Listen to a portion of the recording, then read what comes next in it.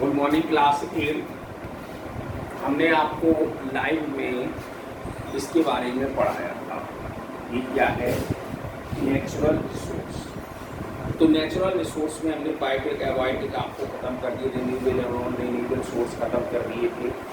उसके आगे अब बात चलती है पॉलिटिकल रिसोर्स। अब रिसोर्स क्या है? बेसिस ऑफ डेवलपमेंट में देखते हैं। These resources, the total available quantity of which is not known is present, are called political resource. Political resource वह होते हैं जिसकी हमें क्वांटिटी, जो मात्रा होती है, वो दर्शाती है उपस्थित होने की। उसको हम कहते हैं political resources. These resources are not used to present, लेकिन ये उपस्थित नहीं है, but can be used in the future. भविष्य में भी इनका यूज किया जा सकता है। फॉर एग्जाम्पल, उदाहरण के रूप में river in the northern mountain of India have an anonymous political germination, यानी कि हमारी ये पॉलिटिकल जर्मिनेशन में देखने को मिलती हैं। अब क्या कहता है? एक्चुअल और डेवलपमेंट रिसोर्स क्या है? इसका विकास क्या है? These resources the total quantity and quality, ये रिसोर्स उसकी क्वांटिटी और क्वालिटी पर निर्भर रहते हैं, of which are present known as called actual and development resources. इनको हम एक्चुअल और डेवलपमेंट रिसोर्स कहते हैं। अब on the basis of distribution, अब डिस्ट्रीब्यूशन इसका कैसे करेंगे, बंटवारा कैसे करेंगे?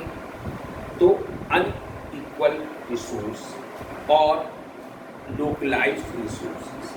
अब देखो यूबिक्विटस रिसोर्सेस क्या है? दिया है these resources that can be found everywhere. ये संसाधन हमें चारों तरफ मिल जाते हैं देखने को। फॉर एग्जाम्पल, जैसे सनलाइट, धूप हमको चारों तरफ मिलेगी सूर्य की रोशनी। विंड, वाटर, तो these resources available everyone in the equal, बराबर बराबर मात्रा में प्राप्त होते हैं। अब लोकलाइज्ड में क्या है? Localized are resources that can be found only in certain part of the world. ये कुछ हिस्से में मिलेंगे, जैसे कॉपर है, आयरन ओर है, कोल है, पेट्रोलियम है, ये कुछ ही हिस्से में मिलते हैं। सेकंड पार्ट था ह्यूमन मेड रिसोर्स, मनुष्य के द्वारा किस प्रकार से रिसोर्स तैयार किया जाता है। तो human made resource are those resources which human resources वह रिसोर्सेस होते हैं जो कि मनुष्य के द्वारा बनाए जाते हैं यूजिंग टेक्नोलॉजी एंड स्किल। उसकी टेक्नोलॉजी क्या होती है उसके बारे में। Such resources include technical experience, government structure, political and economic industries. ये सब देखो वही चीज आ गई जो मनुष्य के तैयार की जाती है उनके। अब तीसरा था इसका पॉइंट्स ह्यूमन रिसोर्स। अब मनुष्य के द्वारा क्या संसाधन हुआ? ये तो ह्यूमन मेड रिसोर्स था। अब ह्यूमन रिसोर्सेस क्या है? अब जैसे human resources construct human being themselves, human being perhaps are the most important resource. ये सबसे महत्वपूर्ण साधन बोला जाता है। The resources is no gift of nature, इसमें प्रकृति का यानी कि गिफ्ट उपहार मिलता है, जिसमें every person as a unique set of skill and knowledge. इसमें प्रत्येक व्यक्ति को क्या मिलता है? ज्ञान मिलता है, उसका अपना अपना एक नया नया दिमाग होता है, कि मतलब जिस पर वो विचार कर सकता है। अब इसी के आगे चलते हैं। ये हम पॉइंट मेन पॉइंट को ले रहे हैं, ये आप याद रखें शॉर्ट हिस्से में, पूरी लाइंस नहीं दे रहे हैं। अब आता है कंजर्वेशन ऑफ रिसोर्सेस। अब किस प्रकार से हम रिसोर्स को खर्च करते हैं, कैसे खत्म करते हैं, देखते हैं। तो the population of the world is growing each year.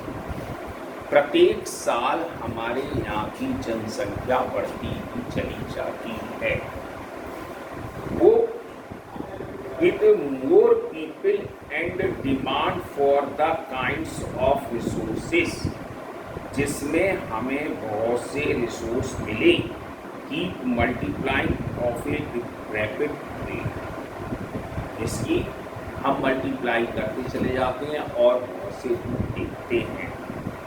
This leads to resources being over exploited, exploited, damage and misused. अब हम इसका ओवर एक्सप्लॉइट करते हैं, उसका मिसयूज करते हैं। अब इसमें कंजर्वेशन ऑफ रिसोर्स क्या है, सब्सटेंसिबल डेवलपमेंट क्या है, तो इसके बारे में देखिए। कंजर्व रिसोर्स क्या है, using natural resources carefully without wasting them is called conservation of resource. मतलब कि जो भी रिसोर्स हुए हमारी केयरफुली सावधानी पूर्वक देखे, विदाउट वेस्टिंग, बिना खर्च किए हुए, वेस्ट करे हुए, उसको हम कंजर्वेशन रिसोर्स कहते हैं। अब सस्टेनेबल डेवलपमेंट क्या है, इसमें भी देखो, using natural resources properly for today. आज हमको जो चीज़ की या आवश्यकता है वो हम पूर्ति करते हैं। Need and also conserve them for the future generation. प्रकृति में जो भी जनरेशन बनी उनके लिए। अब इसको हम सस्टेनेबल डेवलपमेंट कहते हैं। अब कहता है प्रिंसिपल ऑफ 3Rs। अब 3R का मतलब क्या है, रिड्यूस, रीयूज, रिसाइकिल। पहला R जो दिया reduce, we should reduce our consumption for the certain items whenever we can do. हम इनके आइटम के बारे में देखें। अब reuse, many old item can be reused by making them into useful item. अब इसकी जो जो यूजफुल आइटम बनते हैं वो भी देखते हैं। फॉर एग्जाम्पल, उदाहरण में, old cloth can be use to making rough and tool mat. जो पुराने कपड़े होते हैं उसका हमें चटाइयाँ बना लेते हैं, मैट बना लेते हैं, है ना, और चीज़ें भी ऐसी रिसाइकिल। अब रिसाइकिल क्या है, paper glass, iron and tin. Paper glass, कांच, एक कागज का ग्लास तैयार करते हैं देखा है, और टिन का भी यूज करते हैं इसी तरह से। Can be recycle many times, बहुत से प्रकार हम बनाते हैं।